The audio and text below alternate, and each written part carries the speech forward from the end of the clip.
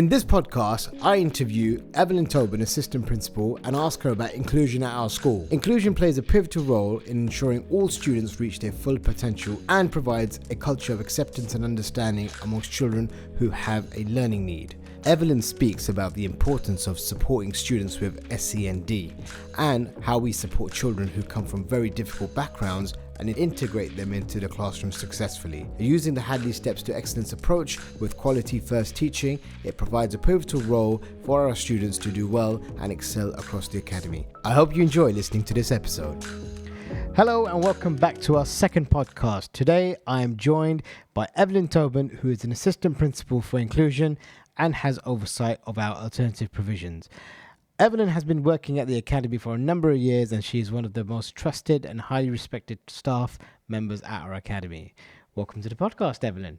Hello, Shoaib. How are you? Yeah, I'm doing fine. Not too bad, thanks. Just, school is a very exciting place to be, as you know, always buzzing with the children and staff members being, very energetic with the lessons. But yeah, things are good. How are things on your end? Do you know what? We've had a really good start in inclusion.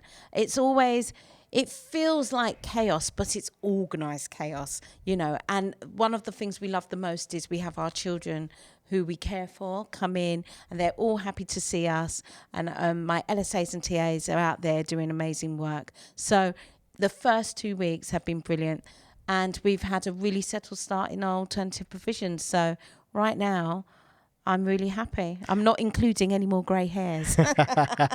That's excellent to hear, because obviously the role that you do at our academy is quite pivotal with you and your team. And I think it's been seen and recognised across the academy, but also across the trust as well. Oh, thank you. What I wanted to do today was I wanted to understand your role better. Okay. And I think it also helps us to understand the role that you, your department, your team play in supporting the students and staff in our academy. So can you briefly explain to me your role as an inclusion leader at Hadley?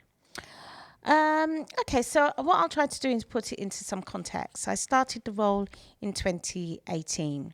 I'd been an assistant principal before that because I did attendance and I did transition. So when I started at the department, one of the things we wanted to do was kind of restructure. We had a staffing restructure, and we also wanted to do a whole review of how inclusion was working. Because I don't know whether you know, Shrey, but in 2015, the government had brought out a new SEND code of practice. And one of the things with that is that it required staff to become more involved with the progress of SEND students in the school. And it also changed the narrative for students with social, emotional and mental health. They literally changed the name. Before it was behavioural needs, and then it became social, emotional and mental health. So it was a real recognition that SEND, how it was before then, needed to be reviewed and changed. And funny enough, the government is going through a review currently, so we're waiting to see. But the biggest emphasis was to make sure that all staff became aware that they were responsible for the progress for SEND.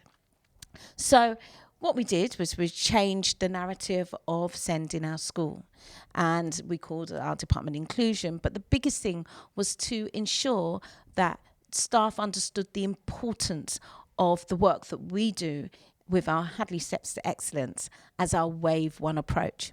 So we developed what we call the Wave system. Wave 1 was for our good quality teaching, which is our Hadley Steps to Excellence.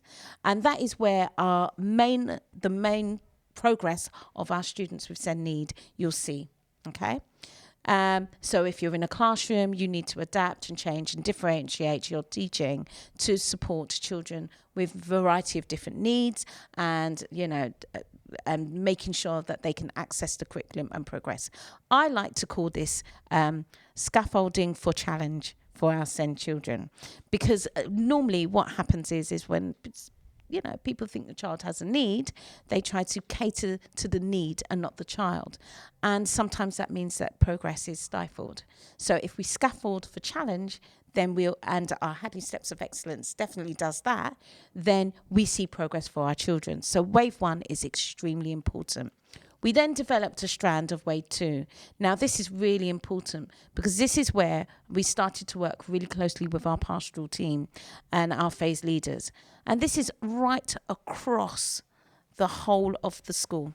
And when I speak about across the whole of the school, I'm talking about from nursery right up to sixth form. So phase 1 and phase 2. And it is really important. This is really important because it goes hand in hand with Wave 1. It allows us to do early identification for students so that we're clear. We can identify need as soon as possible. We can put strategies in place and interventions. And then, if need be, they have extra interventions and extra support away from the classroom, because obviously in-class support and our Hadley Steps to Excellence is the first wave that we were talking about beforehand. Can I just ask, how does your department identify and address the unique needs of our pupils? So we have many different ways. So first of all, obviously, we have the first one, which is always the one that comes up, which is behaviour. Now, obviously, for us, behaviour is a form of communication of a need. You know, children don't just behave for no reason, right? There's always something that underlines that. So it's really important to find out. The second way is we have loads of different types of assessments. And it depends on what we try to do is assess for everything. So we'll look at their learning. We'll look at their learning first. So we might test for dyslexia. We might test for learning needs, speech and language, cognitive needs. I mean, one of the biggest things that are coming up now is memory recall. You know, we've had quite a few children where their memory recall system is really low.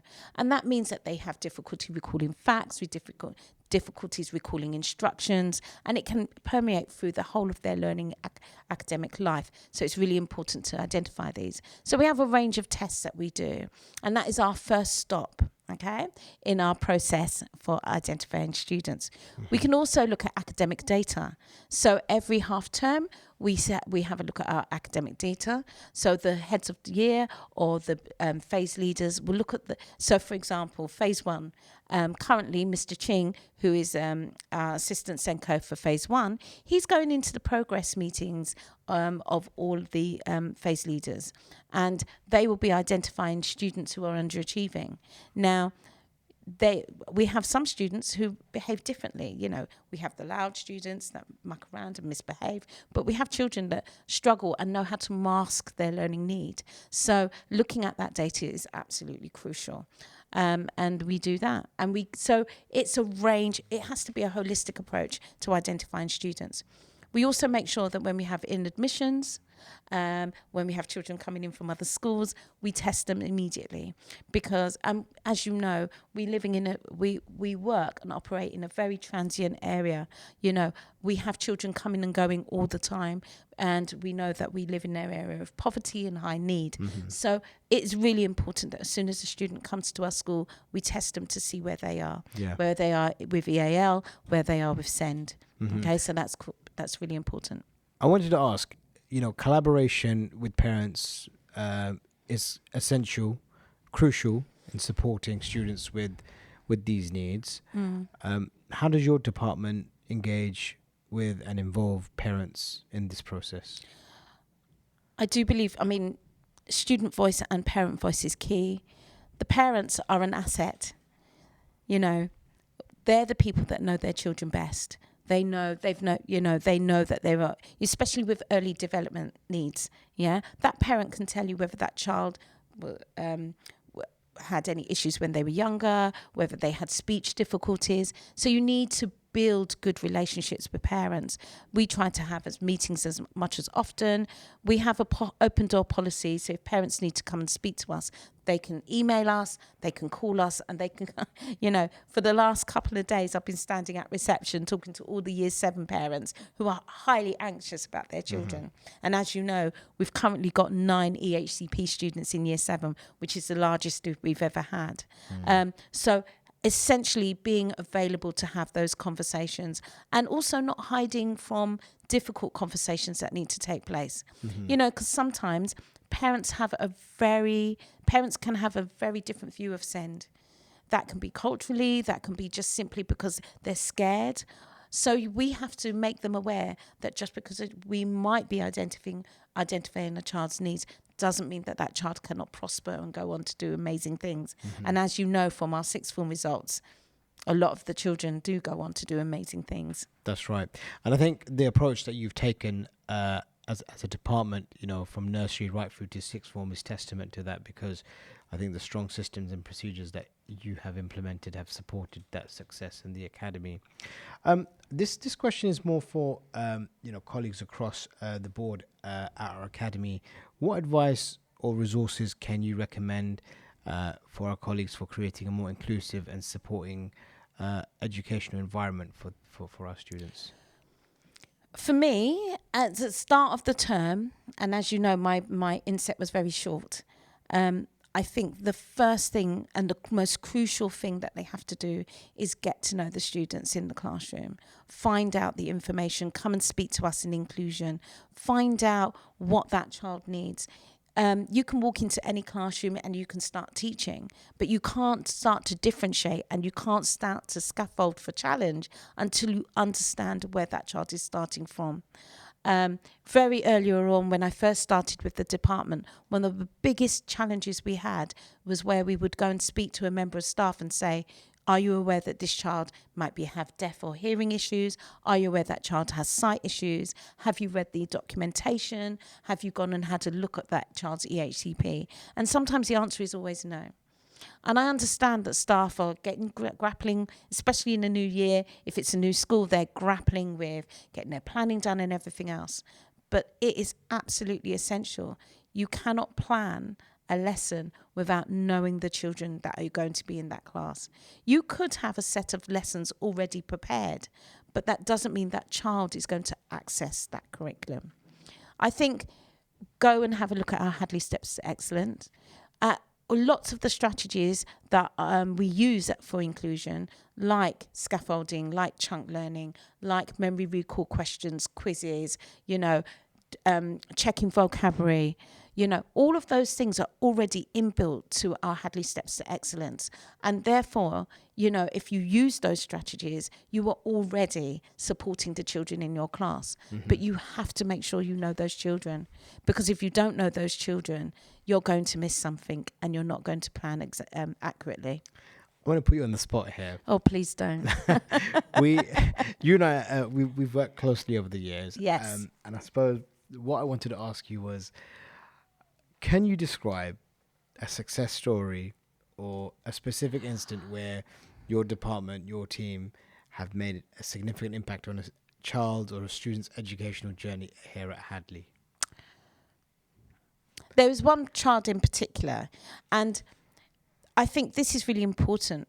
I think there's two, and we have to remember success for some inclusion children might not look the same for others. Okay, so I'm going to give you two. All right. There was a boy that I was in charge of the progress of a particular year group a couple of years ago, and everybody thought they were like not the very good best year group. There was a lot of need in that year group, but there was one particular boy who was extremely angry all the time. Now I must remind everybody that social, emotional, and mental health does come under SEND, okay, and people were scathing about him. They were like, he's never going to do anything, he's just angry, he starts fights and everything else. And one of the things we did with this child is we gave him mentoring, okay, but we did a lot of one-to-one work. I did a lot of one-to-one work with him. Caroline did a lot of work, and Caroline is our phase 2 assistant principal. She did a lot of work with the head of year at the time, where they put a behaviour support plan in place. He was actually on a pastoral support plan as well. And what we did is we monitored and evaluated his progress all the way. But it was that one-to-one, interrelational, I think I got that right, that kind of policy that made it really different, building that relationship with that child. And last year, nobody thought, he managed to get to the end of year 11. And I said to him, when you're in year 11, you have to become an ambassador. And he was like, are you kidding me? This was a child that was on the AstroTurf fighting all the time. He did a lot of coursework up in inclusion. Not many people knew that. Okay, he would come up, staff would read his work, Caroline would go through it, and I would do a lot of mentoring with him. And he got to year 11, he became an ambassador, and everybody was like, whoa, that's crazy. And then last year, he passed his A levels. He got 2 A's and a B, and he's gone to university. Incredible. So there's that one. But I am going to give you another one, and I think this is really important. Sometimes we have to check our unbiased, assumptions about children. Last year, not last year, the year before, we had for the first time ever, we had 10 kids in our year 11 provision, and one of the students, I'd known him since year 7. He was diagnosed with ADHD. And the only thing I can describe in year 7 and year 8 is that we used to run around the school with him. He used to literally bark like a dog. He had speech and language issues. So we put in place speech and language support for him. He referred himself to the provision. And he said, I want to be up here. I want to be with you. We worked really closely with his mum. And sometimes that was a challenge because mum was very much, he's got this need, you've got to let him just do what he wants. And we were like, no, he needs boundaries. We did a lot of intervention work with him in relation to his coursework when he got to GCSE. And for that group in particular, we had some children who had SEND and EAL. So we did a lot of, the staff member that worked with them did a lot of interventions after school, keeping them behind. And if anybody knows, children who are in the provision are at risk of permanent exclusion. So getting them back at 3:00 and then working with them until 5, which was the case in some cases, in some instances, what would happen is they would do it. All of those children, not one of them was neat. And what I mean by neat is not one of them dropped out of school after year 11. All of them were at college. All of them are doing a course and all of them are doing well. And that is our aim, that no child is left behind. And that is absolutely crucial. That whatever happens, whether they stay with us, which we would probably prefer, or whether they go out into college, we have to make sure that they're doing something because it's absolutely crucial.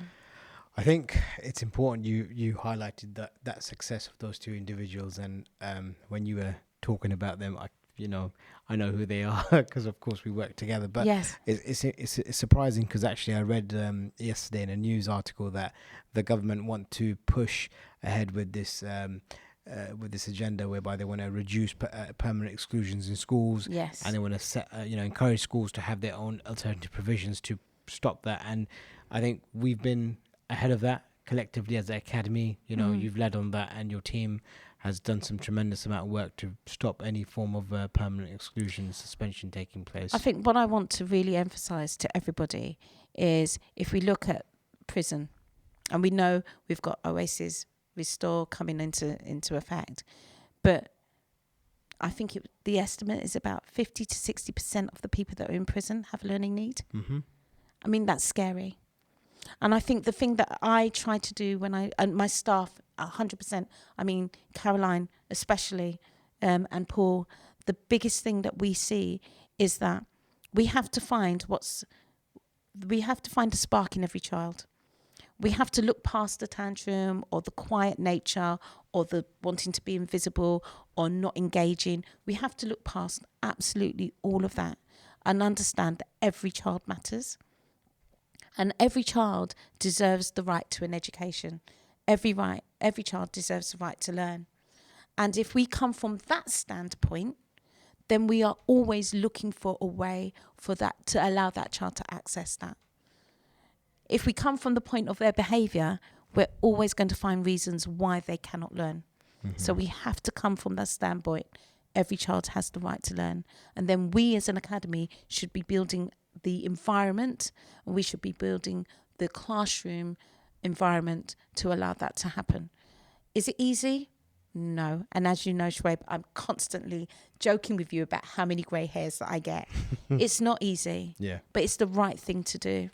And I've been here a long time, and the number of children that have passed out because of the work we all do in understanding that inclusion is something that is key to success of our students. You know, we've got 19% of children with EHCP in this school at the moment. That's a lot. Mm-hmm. It's above the national averages. And that, I can honestly say, there's more. And look at the results that we had. We bucked the trend. But we know that our children start at a lot, especially children that come in at year 7, start from a much lower starting point of value added than when they leave. It can be done, but you just have to have the passion and commitment to do that. Absolutely. And believe that children have the right to learn. Absolutely. Evelyn, I will have to end the podcast here. It has been a pleasure having you on board. And I think you've raised some very important points about what inclusion does and provided some valuable advice.